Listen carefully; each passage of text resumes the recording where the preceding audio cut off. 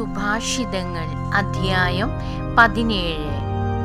കലഹം നിറഞ്ഞ വീട്ടിലെ വിരുന്നിനേക്കാൾ അഭികാമ്യം സ്വസ്ഥതയോടെ കഴിക്കുന്ന ഉണങ്ങിയ അപ്പക്കഷണമാണ്. ബുദ്ധിമാനായ അടിമ ലജ്ജാവഹമായി പ്രവർത്തിക്കുന്ന യജമാനപുത്രന്റെ മേൽ ഭരണം നടത്തും.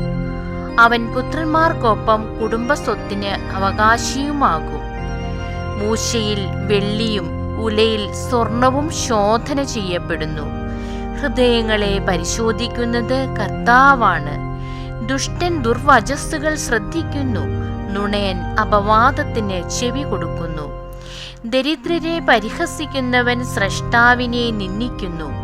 മറ്റുള്ളവരുടെ അത്യാഹിതത്തിൽ സന്തോഷിക്കുന്നവൻ ശിക്ഷിക്കപ്പെടാതിരിക്കുകയില്ല. പേരക്കിടാങ്ങൾ വൃദ്ധർക്ക് കിരീടം, മക്കളുടെ അഭിമാനം പിതാക്കന്മാരത്രേ. ഉത്തമമായ സംസാരം ഭോഷന് ചേരുകയില്ല. കപടഭാഷണം അഭിജാതർക്ക് അത്ര പോലുമില്ല. കൈക്കൂലി മാന്ത്രിക കല്ലാണെന്നത്രേ കൊടുക്കുന്നവന്റെ സങ്കല്പം. തിരിയുന്നിടത്തെല്ലാം അവൻ വിജയം നേടുന്നു. തെറ്റു പൊറുക്കുന്നവൻ സ്നേഹം നേടുന്നു. കുറ്റപ്പെടുത്തിക്കൊണ്ടേയിരിക്കുന്നവൻ സ്നേഹിതനെ പിണക്കി അകറ്റുന്നു. ഭോഷനെ 100 അടിക്കുന്നതിനേക്കാൾ ബുദ്ധിമാനെ 1 ശകാരിക്കുന്നത് കൂടുതൽ ഉള്ളിൽ തട്ടും. അധമൻ എപ്പോഴും കലാപകാരിയാണ്. ക്രൂരനായ ഒരു ദൂതൻ അവനെതിരായി അയക്കപ്പെടും. ഭോഷനെ അവന്റെ ഭോഷത്വത്തിൽ നേരിടുന്നതിനേക്കാൾ എളുപ്പം കുഞ്ഞുങ്ങൾ അപഹരിക്കപ്പെട്ട ഒരു പെൺകരടിയെ നേരിടുകയാണ്.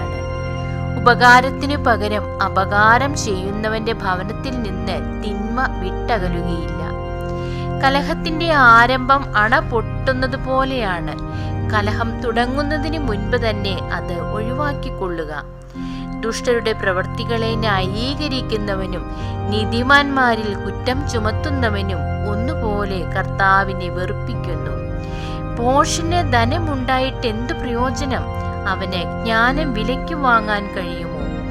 മിത്രം എപ്പോഴും മിത്രം തന്നെ. ആപത്തിൽ പങ്കുചേരാൻ ജനിച്ചവനാണ് സഹോദരൻ.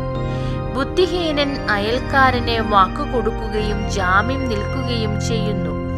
നിയമനിഷേധകൻ കലഹപ്രിയനാണ്. വാതിൽ ഉയർത്തിപ്പണിയുന്നവൻ നാശം ക്ഷണിച്ചു വരുത്തുന്നു. കുടിലമാനസൻ ഐശ്വര്യം പ്രാപിക്കുകയില്ല. വികടഭാഷണം നടത്തുന്നവൻ ആപത്തിൽ പതിക്കുന്നു. വിഡ്ഢിയായ പുത്രൻ പിതാവിന്റെ ദുഃഖമാണ്. ഭോഷന്റെ പിതാവിന് ഒരിക്കലും സന്തോഷമില്ല. സന്തുഷ്ട ഹൃദയം ആരോഗ്യദായകമാണ്. തളർന്ന മനസ്സ് ആരോഗ്യം കെടുത്തുന്നു. നീതിയുടെ വഴിതെറ്റിക്കാൻ ദുഷ്ടൻ രഹസ്യമായി കൈക്കൂലി വാങ്ങുന്നു. ബുദ്ധിമാൻ ജ്ഞാനോന്മുഖനായിരിക്കുന്നു. ഭോഷന്റെ ദൃഷ്ടി അങ്ങുമിങ്ങും അലഞ്ഞു തിരിയുന്നു. മൂഢനായ പുത്രൻ പിതാവിന് ദുഃഖവും അമ്മയ്ക്ക് കയ്പുമാണ്. നീതിമാന്റെ മേൽ പിഴ ചുമത്തുന്നത് നന്നല്ല. ഉത്തമനെ പ്രഹരിക്കുന്നത് തെറ്റാണ്.